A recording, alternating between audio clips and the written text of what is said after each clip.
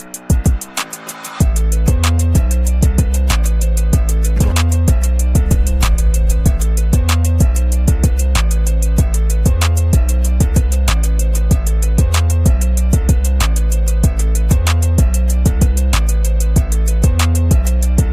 welcome to another exciting episode of the Andre The Beast Crayton Show. Another exciting show and definitely another exciting guest.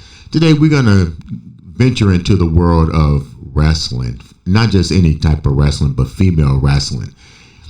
I know you might be thinking, why female wrestling at this point? Well, let's talk about a journey of a young girl who ventured into different categories of her life. And then at the age of 30, around the age of 30s, her 30s, decided to completely do a complete change in lifestyle and decided to wrestle.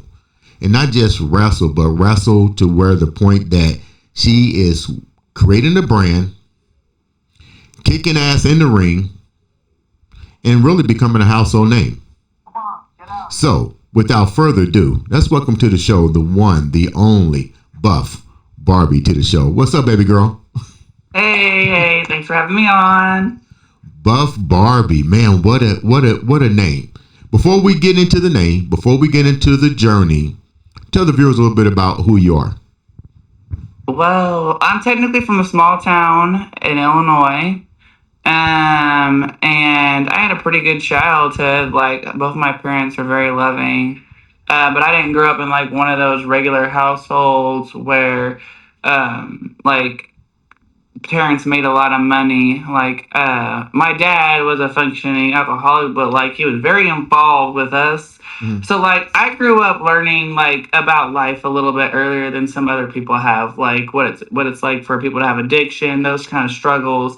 But again, even though with all that, I had a pretty good childhood, very close-knit family. And then I got away from the area at some point. Like, there's nothing really there. It's a very small town, so it's kind of hard to excel in a small town when there's nothing there to, like, help you build or achieve your goals. Like, you couldn't get into wrestling coming from that small town. Like, there is no wrestling around there. So I didn't really know a lot about wrestling when I was younger. So unfortunately, no, I did not watch. There's been some times like with my dad, I would like sit and watch it, but like I was never like hardcore into wrestling right off the bat when I was a kid. I didn't lift weights like that. I played softball. But I didn't have all the knowledge that I do now about like macros, calories, different workouts, all those kinds of things. So people are like, how'd you even get into all this stuff? Because you obviously didn't grow up around any of it. Right. And it was like going into like my career and having a breaking point in my life where I was just not happy with myself. I am a college graduate. I have a master's in social work. People are like very stunned when they hear all the things that I do have. Like, I am a licensed Missouri social worker. Right. So I technically am a therapist, and I'm really good at it. I've been it for like several years. Look, Buff. Look, Barbie. Are you evaluating your opponents before they get in the ring? I mean, it comes in handy. Let's go back for a minute. You said something that was interesting. You said you grew up in a small town in the Illinois area, but you said something about functioning addiction. How was that even introduced? I know it was introduced through, you said your father was a functioning alcoholic, but how was addiction even dealt with you growing up? Because you said at a young age you was exposed to it and you was able to deal with it. What was that process like? Because I never heard of somebody dealing with addiction at a young age. I didn't struggle with it myself. I watched my dad struggle with it and how it affected his marriage with my mom. And I like as I got up a little bit older, I would say maybe even close to being in high school, like I noticed like one of my brothers struggled with addiction as well, and it was more of like the painkillers and like that kind of addiction, opioid addiction. Right. So I watched my dad go through the alcohol and my brother kind of like struggle with the opioid addiction and how it just like took over their lives and it like destroyed a lot of opportunities for them. Like my dad could have did a ton of things. Like he was super smart. Like he was a carpenter. He ran his own lead team of people. Made really good money doing it. I didn't even know how much money he made. He told me one time, well, I used to bring home like $8,000 a week, and like I keep 2,000 for myself, and the rest will go to your mom. I'm like, no kidding. Like, why did I not have anything? And he was like, but my mom was like, he used to blow it. Like, some people say, oh, it's bad growing up in that kind of lifestyle, but there were some funny moments. Like, my dad's passed away from lung cancer, but like when we were kids, like I do remember some moments being hilarious to me just because it was like my mom and dad, like my mom used to pick my dad's pockets when he was passed out being drunk. So he had no more money to spend. That is funny. So you was really close to both parents despite your dad's addiction. Did your mom have an addiction? No. But my mom was colorblind, so she couldn't drive. She couldn't see as well to have a regular job, so she'd always been a housewife. Really? How was she able to? How was she able to function like that? Like have a sustainable type of life? Who drove for her if her and your dad was divorced? Well, no, they had never divorced. They were always together. They just had a really rough marriage. Oh, I got you. Okay. So my mom was like, she obviously when my dad had his license, because he did lose it from the DUI at some point. Right. But when my dad had his license, he took her places. But then my grandma, my aunt, and them, like her family lived close in the area, so they'd pitch in. And then my cousin started getting old enough to drive, and just like that. And then we had to go do stuff. She would take us clothes shopping every time he got paid. Like I feel like I had a lot more clothes and all the things that I could want when I was younger versus when I got older. Because then my dad got on disability for hurting himself, right, being under the influence. So that's why I said like it takes a lot of things from people and opportunities, because he could ran his own business and been very wealthy if he would have played it smart. But he had like 2 or 3 three-wheeler wrecks. Wow. Pretty much did him in, messed up his neck, his back, knocked out most of his teeth. Like it was pretty bad. So with that being said, like so my parents had it pretty rough, but like even with that, like my mom really felt like she had no other choice but to stay in the marriage because she depended on him. I get so my mom always taught me, and so did my dad actually, don't you ever depend on a man to take care of you. That's why I'm so independent, why I'm like take care of myself all the time. But do you find that to be a hindrance? Because some things, even though they may sound good, can also be a handicap for you too. Because you're so independent that you don't leave room for anything else, so to speak. Well, I've let people like do stuff for me, like in relationships we've kind of did like a 50-50. But like I haven't had a ton of serious relationships to where like I've had like the male try to step up and say, oh, I'm going to take care of all this stuff for you. I did not too long, it was over like 2 months ago, that was taken on a shopping spree and spent like 26 grand. But wow. Did you buy a Louis Vuitton bag? Actually, I did. 26 grand, you might as well. You know what I'm saying? What you got to lose?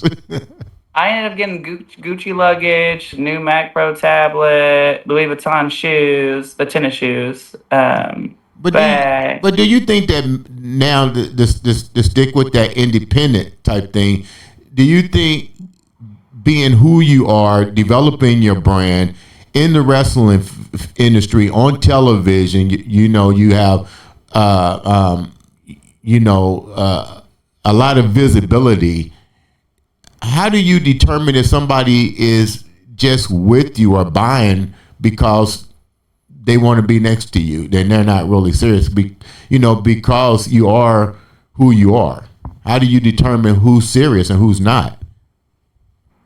Well, I mean, I try to get to know somebody, like, and obviously I pay attention. Like, if I do something for you, if you're more like affectionate and I'm like giving you more attention, but like if you act a certain way when I'm not doing things for you, if I don't do something for you financially or I don't do things for you at all, it's like I can just pay attention to behaviors and interactions Mm-hmm. and tell when somebody's like legitimately trying to talk to me. But I'm so used to guys just like wanting to be honest, like sleep with me. Right. Like I don't get into relationships like that very often, and I don't have like a bunch of one night stands and stuff because I'm not going to be used as a sex object. I Yeah. refuse. You wind up leaving you wind up leaving Illinois. What was the reasons for leaving, and why did you choose Kansas City?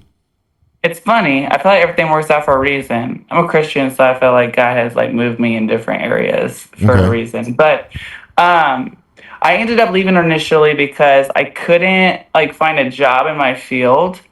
Um, and um, Well, I'm just gonna go ahead and share it. Like I got in trouble a long time ago, and I ended up getting charges. I won't go deep into all those charges, Mm-hmm. but an ex of mine was very shitty ex. Well, Mm. pardon my language, but he got me into a lot of trouble. And if it wasn't for him, I probably wouldn't even have had any type of record. But like I worked really hard to overcome all that stuff, Mm-hmm. which is why I went into social work. So I helped a lot of people, but I had my stuff sealed, so it's no longer like there anymore. Like I did so well that I was able to go to the judge and have them seal it. Actually, the judge was trying to completely get rid of my record because what judge comes up in front of you and goes, I would love to get rid of it completely. I mean, she's a good American story to people. Like she worked so hard for this. The Mm-hmm. same judge that gave me my conviction.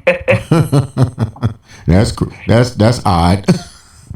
Yeah, no, like that's how much of a like a turnaround I had. That's how like much of a difference I had changed and made. And like I never talked to that guy ever again. And I blocked him on everything. And still till this day, I see him try to look at my post or like my stuff, and I'm like, I'll never speak to him again because Right. that's what I call the bad omen. That's the one that really did me in. So was it? You don't have to get technical with it, but was it? Was it physical and verbal? The altercations That you was having? relationship. Yeah. Oh yeah. He tried putting his hands on me, and he was talking to me a sort of type of way.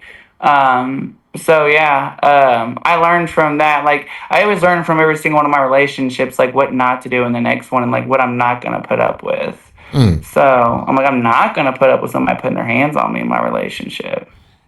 So how did that amplify you to move to where you at now? So I moved there because, and the reason why I got into that is because I couldn't find a job because my record wasn't filled yet. So it's really hard for me to find a job. Right. Did you have your And I degree had my, yet, Buff? Did you have your degree yet? yeah.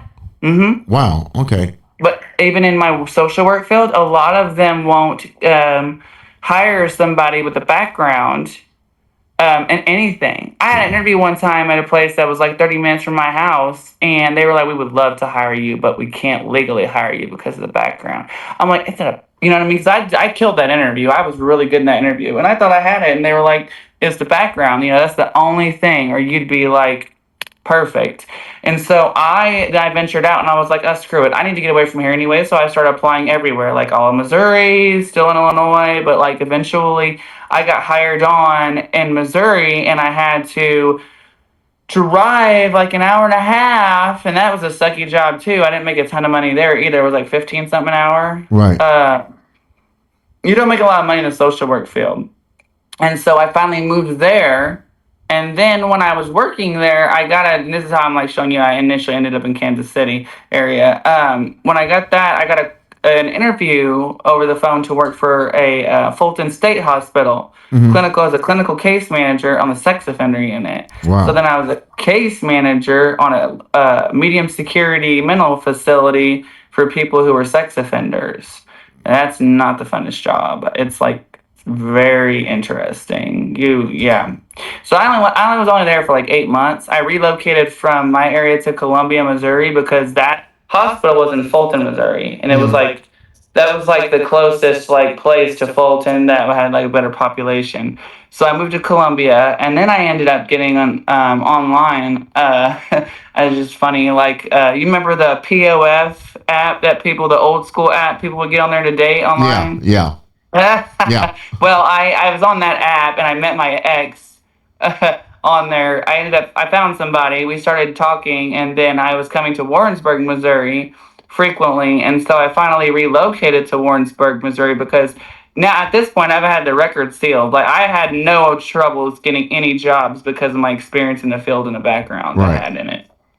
So whenever I did that, I moved there. We moved in together. We were together for like 4 years. Mm-hmm. And this is how I kind of got over in this area. So I wanted to get into modeling. While I was in that Columbia, Missouri, like I decided like I had been the biggest I had ever been in my life. I was like, I'm 6 foot tall, but I was like 188 pounds, and it wasn't more muscle. I did not have any muscle. I was like on the chunkier side. And so I wasn't fat because I'm tall and I carry it a little bit better. But I just didn't like my body. And I didn't like how I was living my lifestyle. So that I started changing stuff slowly. I started getting rid of soda. I don't drink regular soda. I started getting rid of the sweets more. I started like staying on a meal plan. Started hiring an actual coach to help me, like push me. I have to have somebody hold me accountable, or I'm bad about my diet. I can help others and make plans, but you can't do it yourself. Like, I have to have someone hold me accountable of my food because I love sweets. Like, yeah, I've got the strawberry Sour Patch Kids over here. It's Sunday. Like, I don't eat those all the time, but I have my times. But I've learned to manage that stuff. But I got into the lifting and stuff, and because I got into lifting, I started thinning out and getting in shape. I don't know what made me think, like, okay, I'm going to start getting into modeling. Right. And so I went and I applied for a place that reached out to me. They were in Overland Park, Kansas. And all my appointments were over here. Like, all the good doctors were over here. All the stuff was over here. And I'm like, you know what? I travel this way a lot. Like, my ex and I finally broke up after 4 years. He didn't like the new version of me. He was into big women. So he didn't like the muscular, more in shape version of me. Right.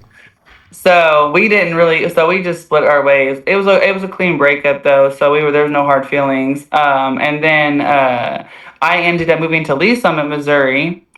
And then I just realized I don't like doing what I do anymore. I wouldn't mind being a therapist that got to work like virtually or in my own office. Right. But I don't like I don't like to work a 9 to 5 anymore. I realize I don't like it. Right. Why you didn't like it? I like being my own boss. I like to be creative. I don't like to settle for making a hourly wage to make somebody else rich. Mm-hmm. Did you guys, as a social worker in your field, it seems like it would be kind of boring because don't you have to follow the same protocol pretty much all the time when you're dealing with people? Yes, like you can't do. You can't be creative. Talk to you a certain way. Yeah, like you can't be creative or bring your expertise to the table. You have to follow the protocol. So I'm pretty sure that field would, even though it's a great field, it can be kind of boring at times. And here's another thing I forgot to mention, and there's another reason why I left the field is because, and I'm not like, so people have a stereotype of what a social worker should look like.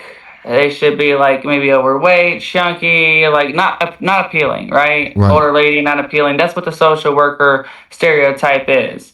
So when you are I'm not saying there's not some good-looking social workers, but when you stand out in a group of women and you're like way more attractive than a lot of them, you get judged. What do you mean? You get targeted.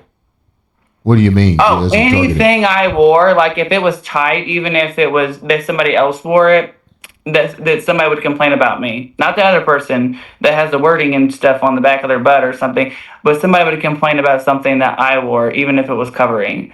I have a long torso, so like my shirts, sometimes if I raise my hand up, would kind of go up a little bit. Somebody got onto me for that too, and I was like, I can't do this anymore. Like I'm not gonna keep getting targeted and judged because I have a nice looking physique and you don't. Like. And that was one of the things too. Okay, so then you wind up. So you wind up actually taking a job in Kansas City, but then wind up quitting the social work field. Correct? Am I correct? Yeah, I pretty much hung in there. I stayed in there. I left the place I was going to. It was just way too far. I was driving over an hour one way, and it was just way too much for me. And I had to be there at 7 a.m. It was killing me. and I had to stay up with my gym and working out. It just was not working for me. So I ended up leaving them, and then I ended up working for another job over here, over in the area. Like it was a crisis, like an intake crisis thing. People would come in, and people would like, I would have to either assess the person to see if they were suicidal, if they were at harm to themselves or somebody else, and then like make recommendations based on like what I think needs to happen next, right? And I did make a huge difference there. I've had two people, one person come back and ask for me, and it was the day I was off. And they were like, "Oh my God, where's Christy at? Like, she's not here." And he was like, "Oh, I just want to thank her. She made me feel so good about myself yesterday." And it was really just me, motivational interviewing is what we call it. It's just instilling like hope and empowerment in this guy who just didn't have like much in life that he felt that he achieved. So he really wanted to thank me. And then I had another lady that was actually in the same field as me. She literally asked the doctor, the psychiatrist, after she was done, because that's the last person they see. She's like, can I see Christy again? And she was like thanking me and wanted to hug me.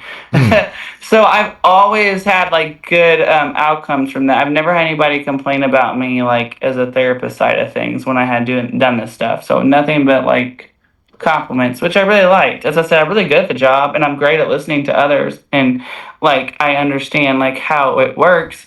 But I just wasn't happy there, and then I started getting modeling gigs on my own. I boosted myself on social media. I start advertising myself a lot, and I just don't give up. I just keep pushing and pushing. I'm like, damn, I don't have enough followers on Instagram. I don't have enough on TikTok.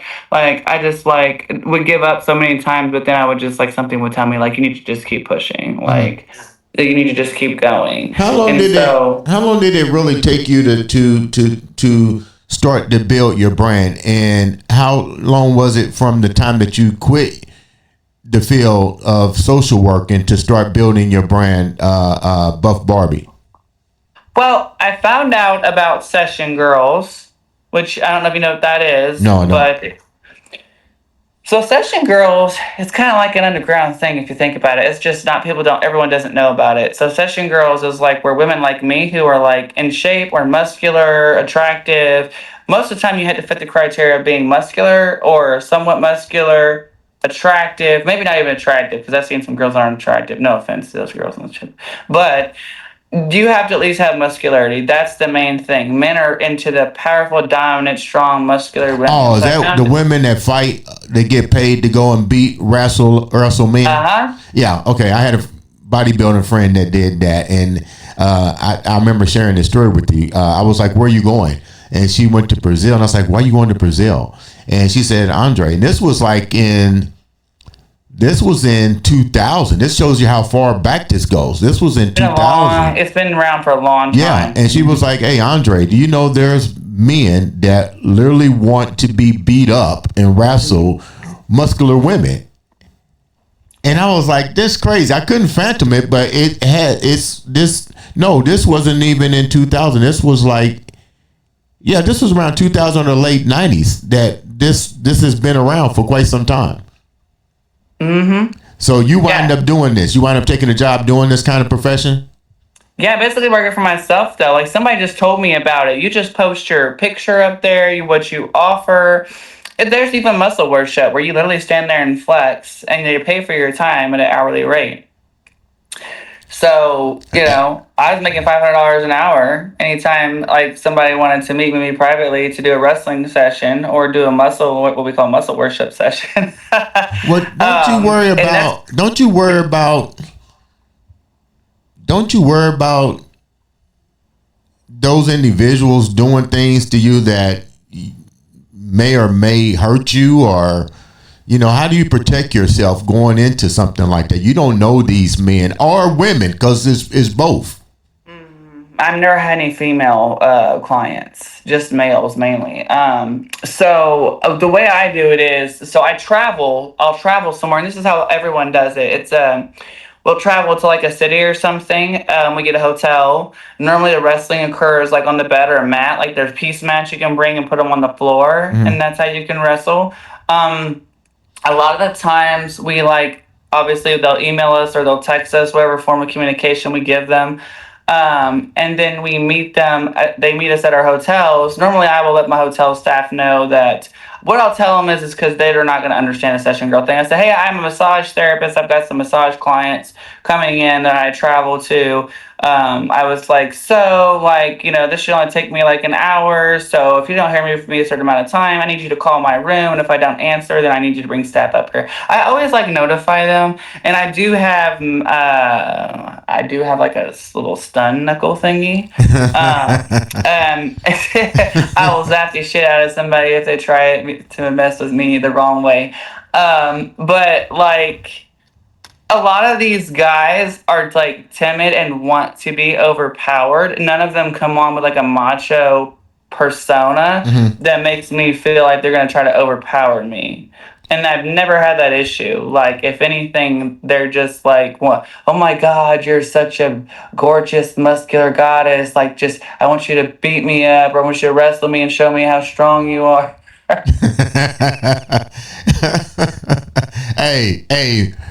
Hey, Barbie, it takes all kind. I'm not here to judge.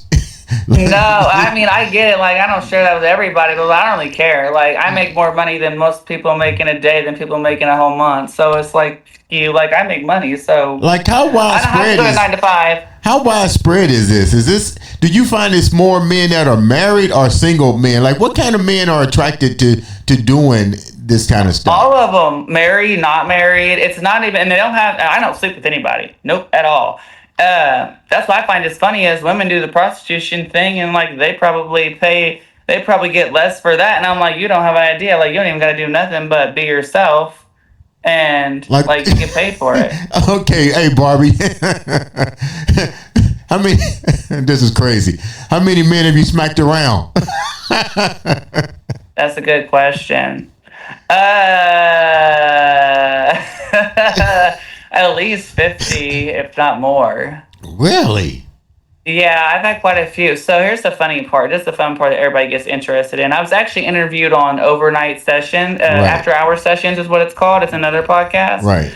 I've been on there twice. So when I got on there and I discovered Session Girls through another guy that told me about it. Right. I blew up. Like, my phone was blowing up constantly with emails. I already had somebody fly me to Los Angeles, paid for my trip first class. Because some of the guys will sponsor you, so they call it. And they'll pay for your flight, your hotel, just so they can get you there. And this is a rich guys. And this guy was rich. He's like a finance dude. And he wanted to wrestle with me so bad that he paid for my flight, my hotel. And I was at the Beverly Hilton for like 3 days.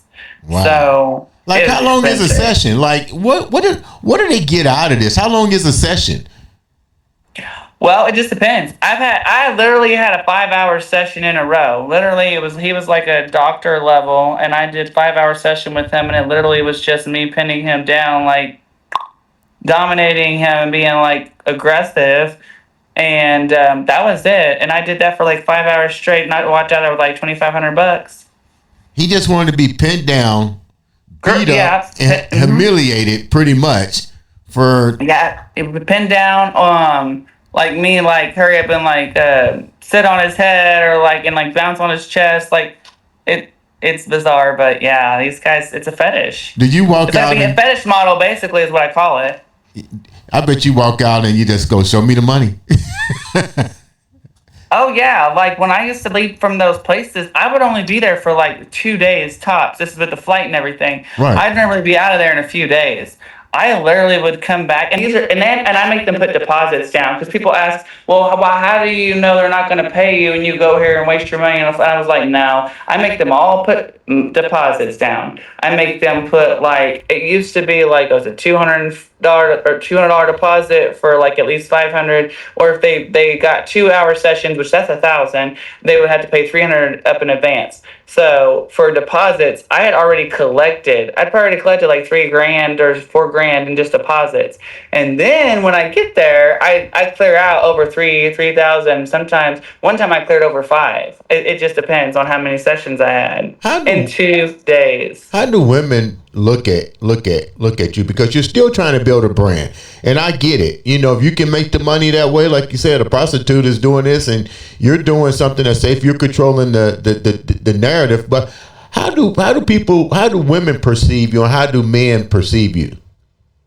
So I have a lot of girls that, and then I have a lot of haters too. It comes with the territory. Right. I have a lot of girls though that are like, oh my god, you know what I mean? They're like, they're like, I girl fan over you. They was like, because they say I love your physique, I love how like you do stuff, like you're not the average person. You gave yourself this cool ass iconic name. You fit the description. Like you do all this stuff. Like a lot of women look up to me. A lot of little girls think I'm just so pretty. Like, you know, at one time I dressed up like Barbie for the Union Station, had like the Barbie movie, Right. the Barbie movie going. I literally dressed up like as Barbie. I had like a crop top that said, let's go Barbie, let's go party. And then I wore like some purple neon leggings I thought would make it pop with some hot pink tennis shoes. Yeah. And I was like more shredded then, and so I had more definition. And I had all these little girls and moms come up to me and say, "Oh my God, Miss Barbie, can we have a picture with you?" I literally had little girls wanting to take pictures with me for like some hours, like before the movie got started. Like these little girls were excited, and the moms even wanted to take pictures with me. Really? I was like, "Well, this is really cool." So let's move forward a little bit.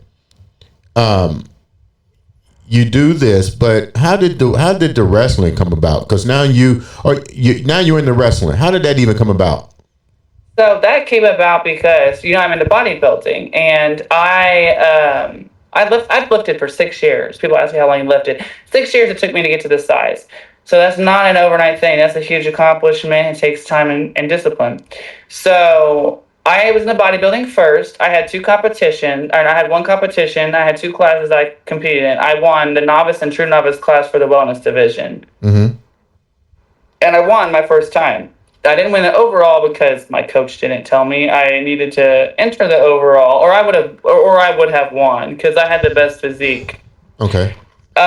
So I made that accomplishment, super happy, started building back up, and then like I always wanted to model, like be sponsored. I've always wanted to like do modeling, be in like maybe even commercials, like movies and stuff. I never went to acting school and stuff, so I was like, what can I do? Like, what is my niche? I was kept trying to figure out like what was my thing. I love the lifting, I love being in shape, mm-hmm. But I love the fitness side of everything. But I love the entertainment industry as well. Right. I don't want something boring either. So like. One day, somebody just mentioned to me, like, he's like, you'd be an awesome wrestler. And I was like, why did I never think about that before? So I looked into it and I was like, this actually is pretty much what I want to do. Like, they have to learn to wrestle. They're putting on a theatric, like, you're getting into it. You're, like, having fun. And I was like, this is exactly what I need. So I was like, so I reached out to somebody that was like, I have a lot of people that say they're going to help me or they're rooting for me, but there's not a lot people can do if they don't know how to market me, right? Right. So the right person has to know how to market me, and I would blow up. I already know that. But so like, what happened was this person was like, oh, well, I know somebody, like I'll talk to him. Chase Stevens? So he talked to him. He's a wrestler too. Right. And he hooked me up with somebody that's an hour from Kansas City. I can't remember which town it was. And he was like, well, we only do it like, on Thursdays every week. He was like, but let me hook you up with Moonshine Mantle, which is his wrestling name. He's like, he's in Kansas City. He's a lot closer to you, and he has a wrestling academy. Right. So then I went to them. I went to Moonshine, and they let me try it out because they always have you do a tryout to see where you're at. And he was like, "Fuck yeah!" So Barbie, you're now entering into the world of wrestling. What's that like for you? And then more importantly, how did that door even open up? We know you did bodybuilding and social work and all kind of things, but now you're dabbling into something that is truly different when it comes to working out, diet, training. You're in the competition, and you're in your 30s. How did that even come about? When did the wrestling now take over your life? It was when I wanted to get into the entertainment industry. and I realized that like my muscularity or like my physique was a very popular niche in the wrestling world. Mm-hmm. And so I was like, well, this is a way I can, as I always felt like I didn't, something just was not fulfilled in my life. And I was like, what do I want to do? Like, I used to want to be a therapist, but I'm like, as you grow older, you realize you change. Like, your Right. values change. What you want to do changes possibly. So some people don't, I'll be honest, I don't think most people know what they want to do until they hit their 30s. Why you say Like, that? Why you say that? well, because we have experiences in our 20s and we grow from our experiences and we learn like what we do and don't like. And then if we've been doing something for so long Right. while we're still evolving and maturing as adults, we realize that we have better skill sets or we for something else, or we realize that we're not as passionate about this as we were before. Mm. Um, or we realize that we're not going to be the skill set or the career we picked is not going to be as profitable. Right. Right. So a lot of us want to live a nice lifestyle where we can afford the things we want. Mm. And, some people come from rich families and they just, born into it. I was not. Mm. So it's like I've always enjoyed the entertainment industry. I've always, like I said, wanted to go into the modeling, the movies, acting, all the works. But I never actually, if I could ever redo it over again, I would have went to acting school. And I'd probably be in movies and stuff right now, to be honest. Okay. But like that's what I would have done because I realized I have a passion for it and it doesn't feel like a job to me. I'm not like, when is this gonna be over, Yeah. kind of thing. And so whenever I found out about the session stuff and I realized that you could actually make money as a session girl, fetish model, whatever you want to call it, when Right. I realized that you could make money doing that, I was like, well, shoot, like I was still working, but I was like, let me give this a shot. And I started traveling, and I was like, I'm getting way too many people hitting me up off the Session Girl site, wanting me to do private wrestling sessions with them. They're flying me to different cities. I was flown to London like over 3 months ago. I had somebody sponsor me a trip to London, and I had like 8 or 9 guys that I did wrestling sessions with. 8 or 9 guys individual, or 8 or 9 guys all at the same time. Individually, they were private individual sessions. So how did this transfer over to actually wrestling? Because you're actually wrestling now. That not the fetish thing, but you're actually wrestling, correct? Right. So I had to take a break from it. I'm going back in July. You can't wrestle. I got implants. So you can't Oh, wrestle with implants for at least like 2 or 3 months because you don't want to like bust anything. And I also got, I'm not ashamed of it. Like I had a very nice physique and I built out some very good size muscular glutes. But I have hip dips and I don't like them. So I went and got a skinny BBL to have fat transfer into the hip dips, so I'd be more hourglass and I wouldn't have the hip dips. So I got those both done at the same time. And so recovery for that is like, after about 2 months, you can start getting back to your regular routine. hmm. But I'm going back to wrestling in July because I'll be ready to roll, back out and do everything again. Um, but yes, the wrestling, the ultimate goal is to get into the WWE, so that I can be, Buff Barbie the wrestler. I think if I could just find places of my character of like how I want to present Buff Barbie and all those things, like she could be a huge hit. Mm. My ultimate goal, though, is like I said, the wrestling is the WWE, but I want to make a statement and impact on women and young girls. A positive impacted statement that women can be beautiful and muscular at the same time. I think also wrestling, I'm accepted in that community. Like, women get so much of a stereotype, like, oh, you're too buff. I'm an insecure man. I don't want to date you because your muscles are too big or they're bigger than mine. Blah, blah, blah. Like, women get that stereotype from men, and then they get it from other women who are just jealous that they don't have the discipline to get to that size or get their muscles to that level. Or like we get stereotyped with, oh, you take steroids. That's the only reason why you're that big. I'm like, if that was the case, you still have to eat the right foods and you still have to eat the right amount of macros and calories consumed every day in order to get that way. Like you can't just eat anything you want and take gear is what we call it, like, or juice or whatever one calls it. I call it gear.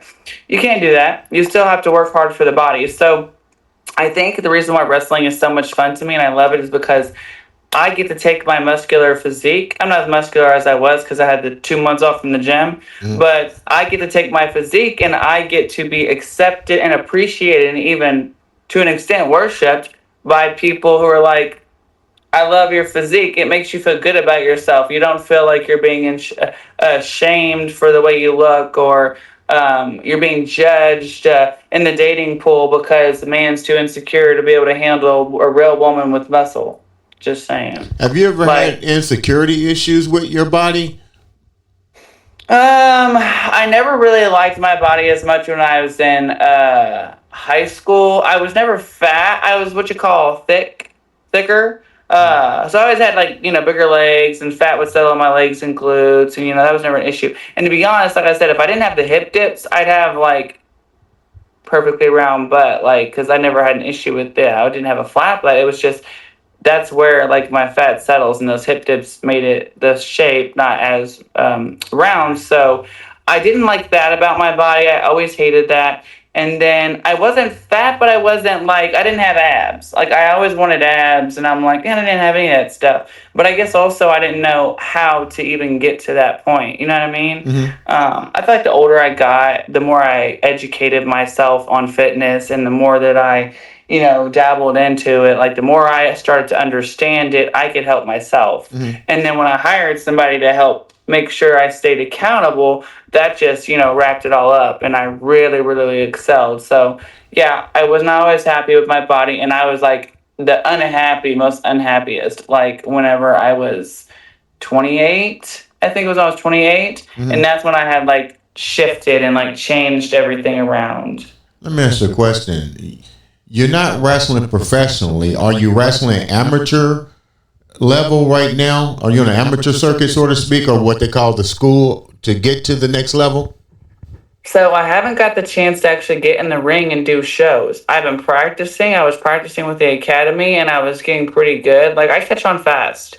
So I've just been doing a lot of like private wrestling and like learning through practice experience through my like private sessions with guys. And then my roommate is really into wrestling, so he lets me practice with him sometimes too, but like I have not got on the circuit yet. No, like the plan was, here's what stopped me. The plan was for me to last December was to come on and be introduced into the ring into like one of my academy that I train with. They also have their own promo, the person who owns it, and they were going to put me in his promo and then introduce me and then start having me start working through there because I wanted to make sure I was ready to go on because it's a lot of work.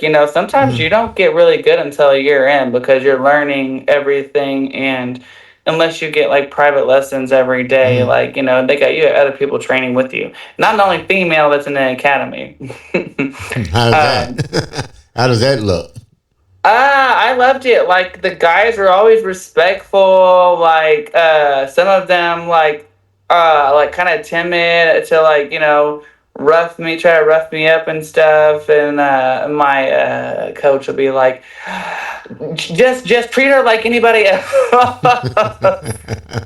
Because I have to, I got to be able to take hits and stuff too. So like.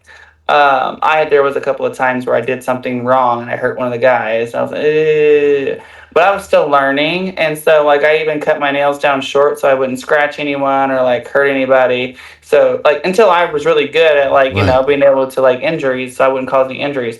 And the guys appreciated that. But like the guys really stepped up and helped me out a lot too. Like the coach, but like his well-trained guys who were pretty good, like, he'd have them even practice and work with me. And these guys are all younger than me. I think I'm almost the oldest one in there. What's the advantages and disadvantages of trying to get to the professional rankings, with your age, with the lack of training? This is going to take a while. You already said, and I know as a former professional bodybuilder how long it takes to be good in bodybuilding, but now you're trying to be good in wrestling. Let's be real. Age is a factor. You're in your 30s. what's the pros and cons here? And is it a realistic dream? It's realistic if you believe it, but let's look at let's look at the numbers and all that. Is this a realistic dream for you? I think it's attainable for the fact that I am 35, yes, but I'm in better shape physically for health wise than a lot of 20-something year olds because of the way I take care of my body, which helps me out quite a bit. Now, am I going to be able to wrestle probably for like 10 years plus like some of these others? Probably not. But I also don't want to put all that I don't want to put all that stress and wear and tear on my body. But even if I got in there and only did it for like, let's say till I'm 40, 45, there's some wrestlers that are still in their 40s doing it. So I know I could still get in a good probably 5 years. Worst case scenario, I'm still making an impact. I'm still making my mark on the world. And that's not even my ultimate goal for the end anyway.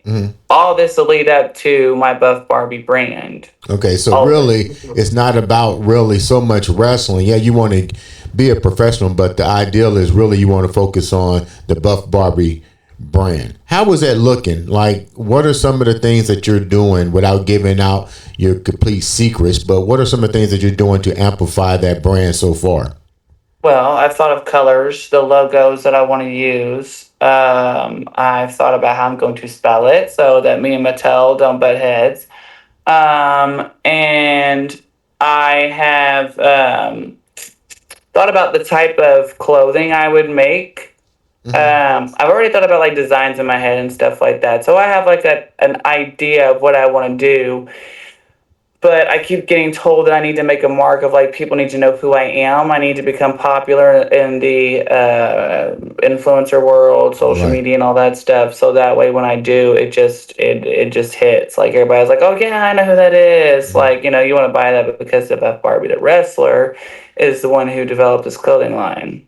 Now, how do you think what you do as your other job, the fetish wrestling, is going to affect your brand moving forward? Because you said it right off the bat, you're going to have haters, and some people may not like that. They may not want to attach their brand to you because of that. Would you be willing to walk away from that lucrative amount of money to really push your brand?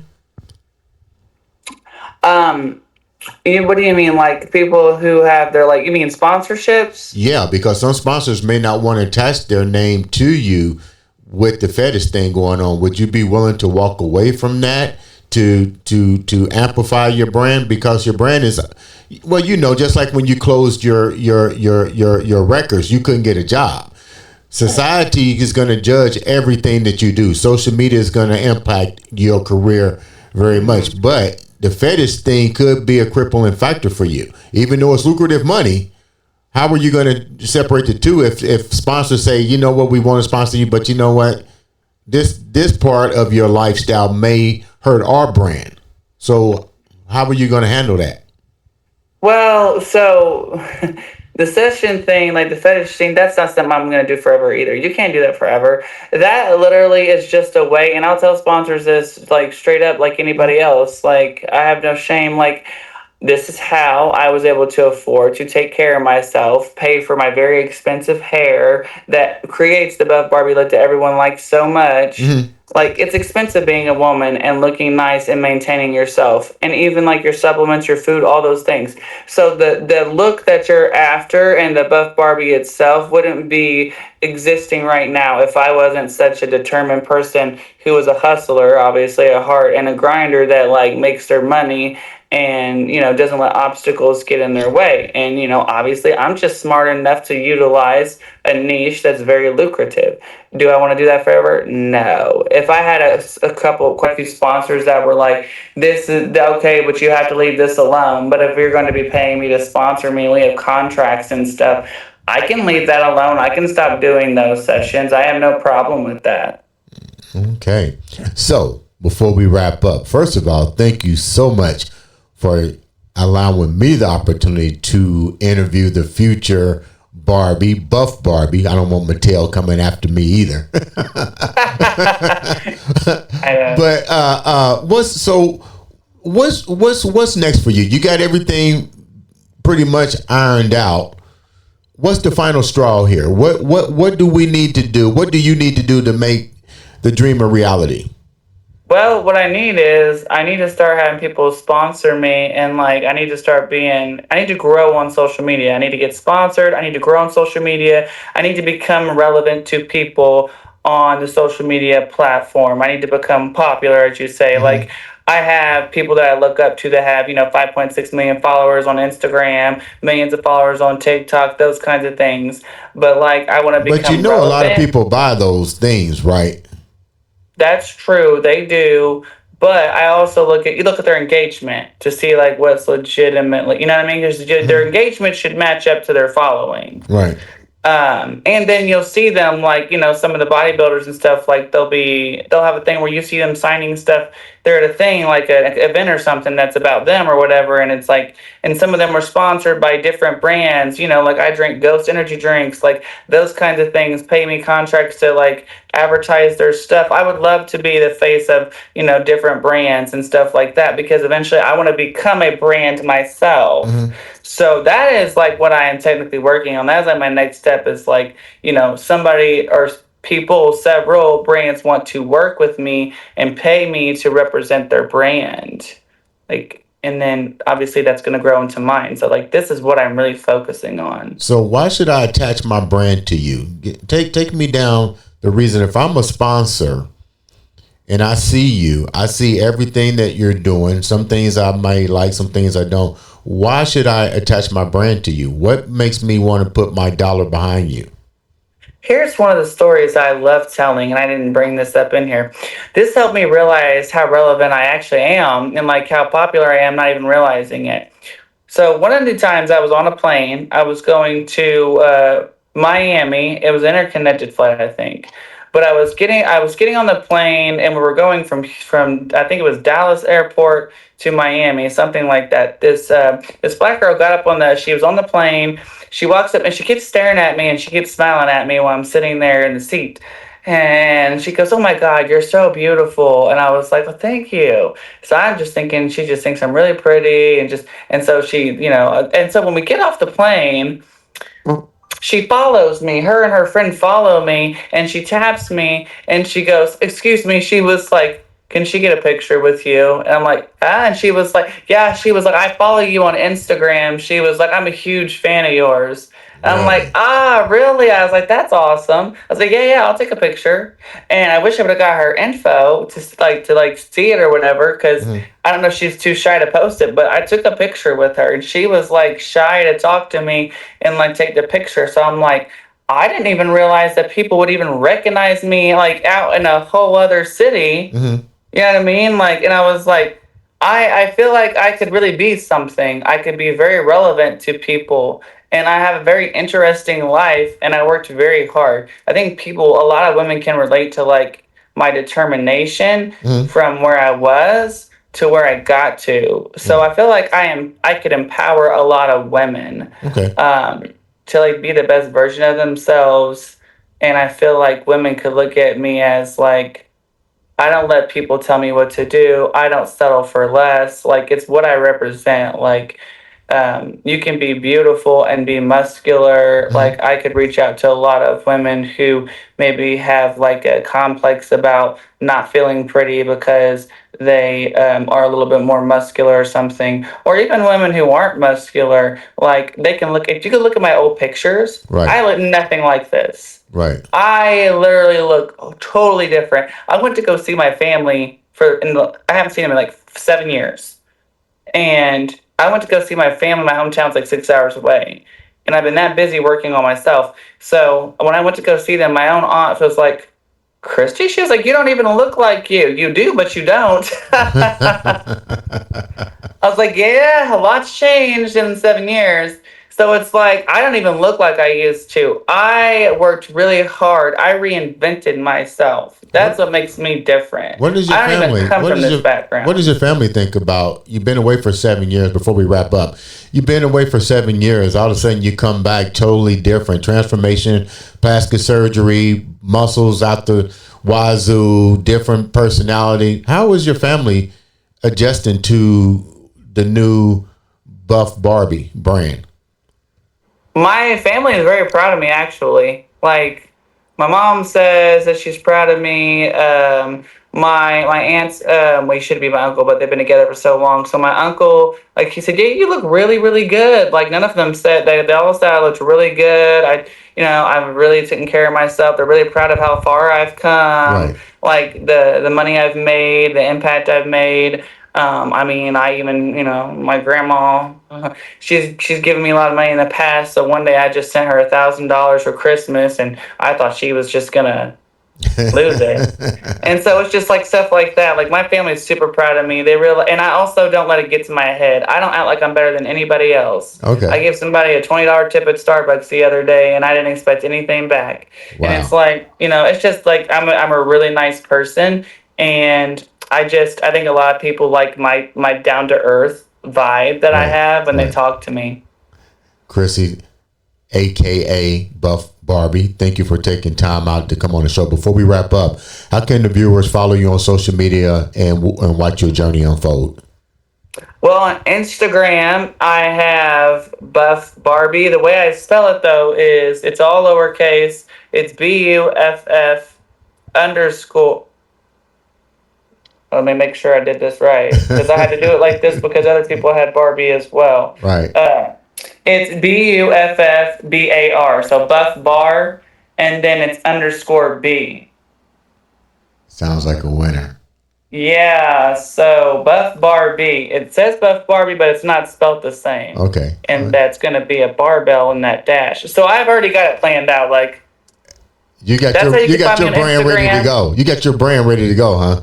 Oh, yeah. And then on TikTok, it's the same thing. If you follow me on TikTok, which I'm getting popular on there, my mom's video went viral.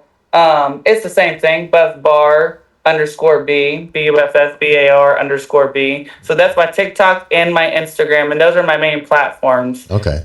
So yeah, I do all kinds of things. That's how everybody can pretty much follow my journey. Okay. Sounds like a winner. Thank you once again for coming on the show. Make sure you guys follow her. Like I said, with every episode, all it takes is a click of a button to make a friend or to have somebody make a difference in your life. Buff Barb, I wish you the best. Keep me posted. Love to have you come onto the show live and entertain us and keep us going to help build your brand. Ladies and gentlemen, this has been another exciting episode of the Andre the Beast Crayton Show.